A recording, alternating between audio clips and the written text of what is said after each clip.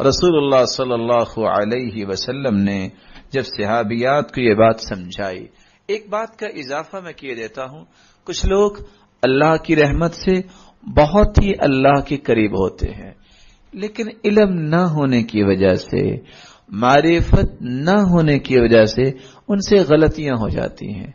और गलती किस तरह की, जिसको हम बहुत छोटी समझते हैं, जो हकीकत में बहुत बड़ी होती है।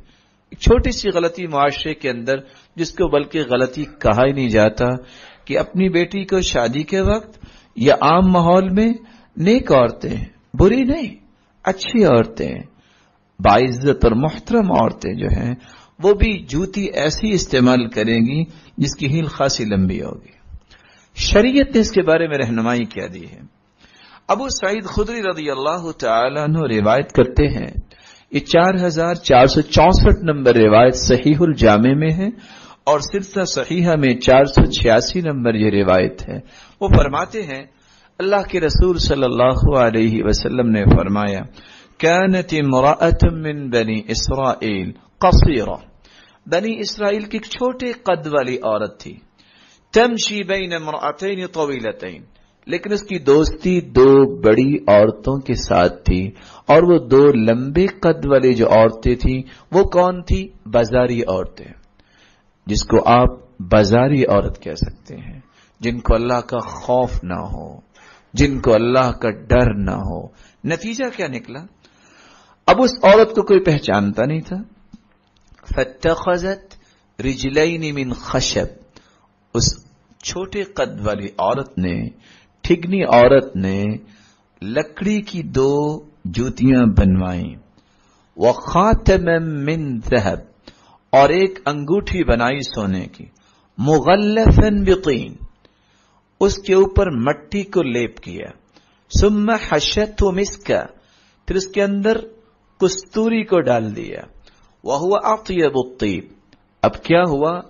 कद तो उसका छोटा था, वो लंबी जूती उसने बना के उनके बराबर हो गई, और साथ अंगूठी पहनी जिसमें कस्तूरी डाली।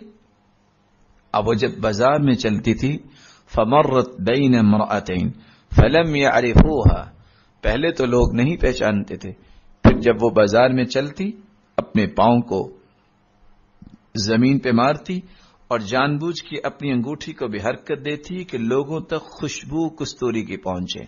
फसम्मौहा फितना, बनी इसराइल ने उस औरत का नाम क्या रखा? फितना। आज मुसलमान इस बात को समझने से कासिर है, और अपनी ही बीवी जो नेक है उसको फितना बनाने में खौफ नहीं खाता। अपनी ही बेटी जो बहुत अच्छी है उसको भी बनी इसराइल की औरत की तरह फितना बनाने से नहीं बचाता। और अगर आप इस वक्त नई रिसर्च पढ़ लें जो अमेरिकन डॉक्टर्स ने की है कि हील वाली जूती पहनने से क्या क्या बीमारियां और क्या क्या नुकसान औरत को हो सकते हैं, वो एक अलग ऑप्शन है। शरई तौर पे भी ये औरत फितना है, और कुरान क्या कहता है? वला यद्रिबन बिअरजुलिहिन्न लियुअलम मा युख्फीन मिन ज़ीनतिहिन। औरत ने अगर अपने घर में अपने पांव में पाजेबे पहनी है, अपना पांव जमीन पे न मारे कि ये आवाज मर्दों तक पहुंचे। एक लम्हे के लिए सोचिए, अगर ये बड़ी हील वाली जूती पहने एक नेक औरत बाजार में भी चलेगी तो आवाज आएगी कि नहीं, लोगों की नजरें उठेंगी कि नहीं।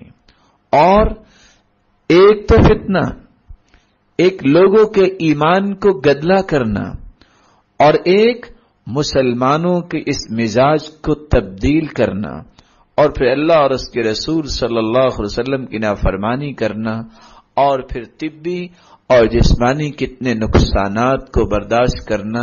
ये सारी की सारी बातों को कौन कबूल करता है? जिसने अपनी अक्ल से सही काम न लिया हो, जिसको अल्लाह ने अक्ल सलीम से नवाजा, जिसको अशरफुल मखलूकात बनाया, वो इस तरह के तसर्रुफात से अपने आप को बचाता है।